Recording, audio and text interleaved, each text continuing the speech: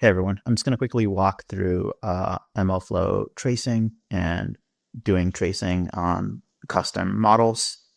Basically anything outside of agents. How do you take advantage of Mlflow tracing? Make sure you have the latest version of Mlflow installed. Here we have a custom Python model. I'll walk you through the different areas we apply tracing. There's typically two patterns for doing tracing. You can put it as a decorator and surround it on a function. It will capture inputs and outputs in the trace. You can choose to put rename the methods. So instead of expensive function, it'll be this. And you can add attributes, etc., that you want.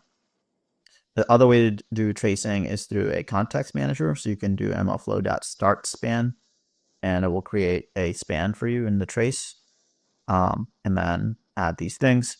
And then this gives you full control over inputs and outputs. So the way the tracing works, the larger the trace, it does add a little bit of latency. It's covered in the Databricks documentation. But if you don't need all of the inputs, you can kind of customize the inputs and outputs using the span. Described here, and set inputs and set outputs. It accepts basically a dictionary. You would do whatever you want basically in there. So this is the custom Python model. It has all the different traces in it, and I can construct it. I can pass it some input, and this is what the trace UI looks like. It'll kind of have the different spans, and then some of the errors. You can basically kind of look at it, and different types of content will be presented differently. The predict method, which is the larger span, and then everything will start getting nested. So load data, if we go here, load data also had a trace on it, so it got captured here. We set a sleep for 2 seconds. You can kind of see it slept for 2 seconds. My predict step, which is this right here, my predict step. And then we have this expensive function that is taking, that's sleeping for 1 second. That's why this took 1 second and this also took 1 second. And then some fake error is just, it's just a string. This is a way for you to do that. And you can kind of see the attributes here for each of the steps. If you have attributes, they'll show up here. If you want to see the timeline, you can kind of see like a Gantt chart of when they happen, how long they took. So this is in the notebooks and in the UI. Anytime you run something in a notebook, or you have a training job, or it happens in Mlflow, they will also show up in the notebook associated experiment. Again, this is for development and during training time. When you go to production and deploy your endpoint, the traces will show up in a different location. So this is just me testing things out. You can kind of see like errors show up here as if there was an error in the trace itself. So we're going to kind of keep scrolling. So this is me logging this endpoint. I saved it to this model. I then have deployed this endpoint. I can basically call this, and then this kind of spits out the output here. But where your traces go for online tables, when you actually serve your endpoint, so not during debugging, but when you're going to deployment, is they get sent to the inference table.